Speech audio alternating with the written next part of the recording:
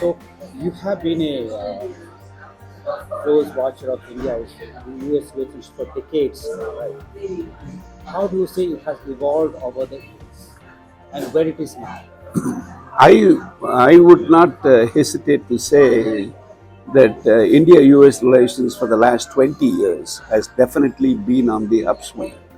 Um, yes, there was a small rough patch at the time of the second nuclear test in 1998, but we quickly got over it. In 2000, President Bill Clinton visited India, and then soon thereafter, you had the Bush administration that took a clear policy decision of dehyphenating India, Pakistan, which was indeed a major breakthrough as far as American foreign policy is concerned. We are looking at it in a multifaceted way. For example, India today is a member of the Quad, along with Japan, Australia, and the United States. The third Quad meeting of the leaders, in-person meeting of the leaders, is going to take place in Australia on May 24th. And Biden will have a chance to meet one-on-one with the Indian Prime Minister. And there are some reports that the Indian Prime Minister himself may be visiting Washington in the month of June. And then there is the G20 summit in New Delhi, in which India is the chair of the grouping. And definitely an invitation will be extended to President Biden to visit. So you're looking at a potential Biden visit to India in September. So all these things have definitely added up.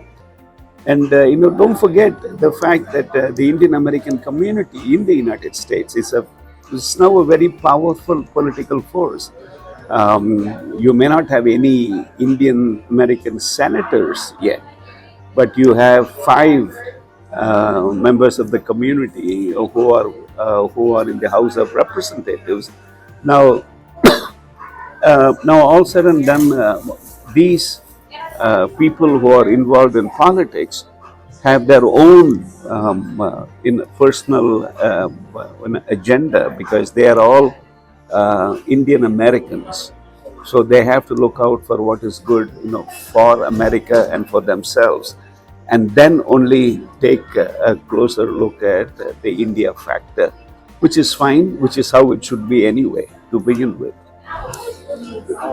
A lot of people are, as you rightly said, it has been on the upswing for the last 20 years.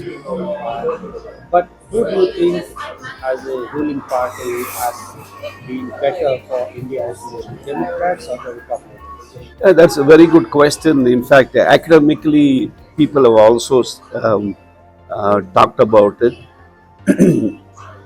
I have written about it.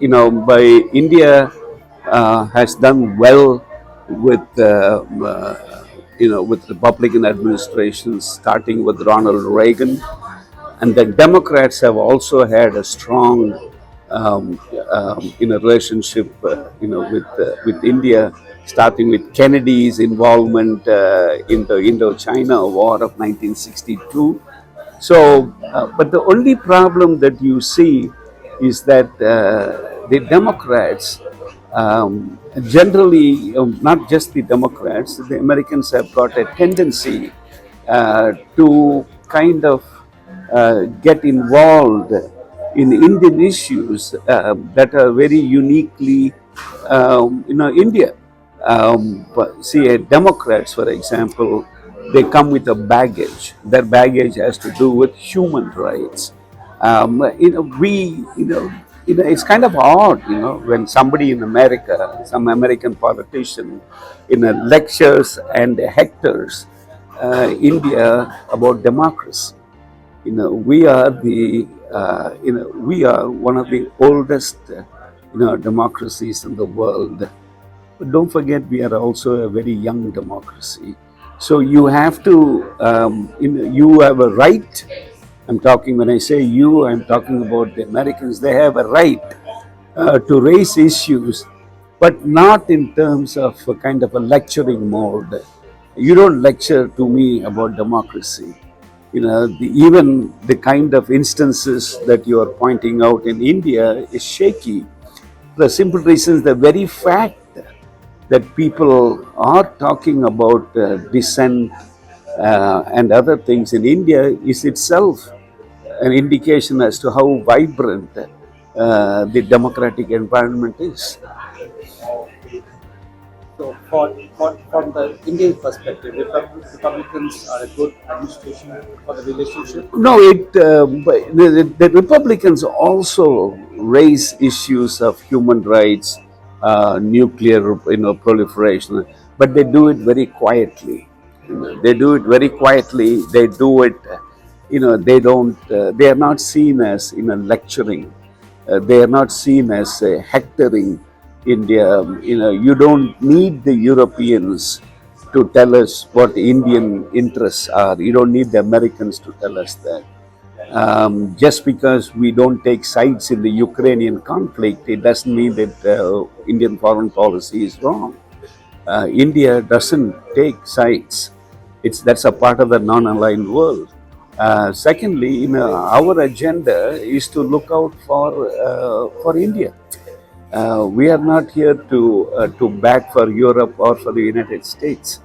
And very soon we are finding it out that for all the negativism about China and Ukraine, 2 or 3 days back you had the Chinese president and the Ukrainian president having a very long chat, in which the Ukrainian president, Mr. Zelensky, came away saying that he was very upbeat about the conversation he had.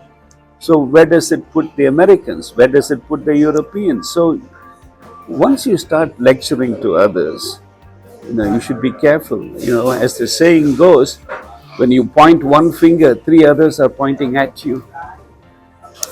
So, what would you say to any US president about the relationship with India, do's and don'ts? It's not a question of do's and don'ts, my friend. It's a question of looking at what is good for India, looking at what is good for America, and looking at what is good for India and America.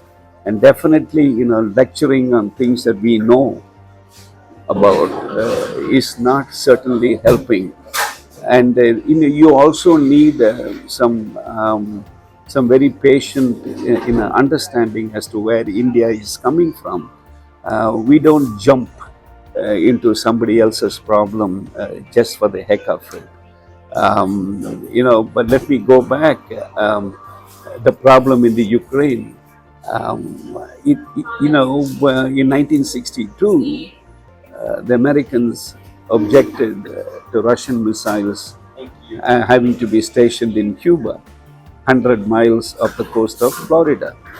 But it's okay for Russia to have NATO missiles in Ukraine, is it? So you have to understand what is it that you are trying to expect out of others. And Indian foreign policy naturally has become very, very, what shall I say, open. We are willing now to put our foot down and talk about it. Some years back, you never had that position. Today, you have an external affairs minister who's quite, forthright, blunt.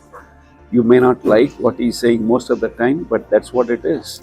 And he is not just parroting the government's policy, but he is trying to explain as to where India is coming from.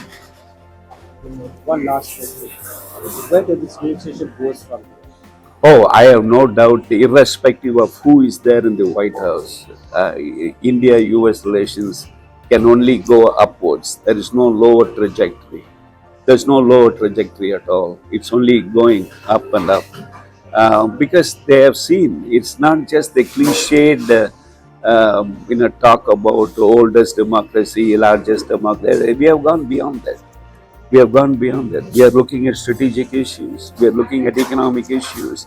We are looking at the global south and where India can play a very meaningful and useful role. Great. Thank you so much. Thank Thanks a you. lot. Thank you. How was it? Was it good?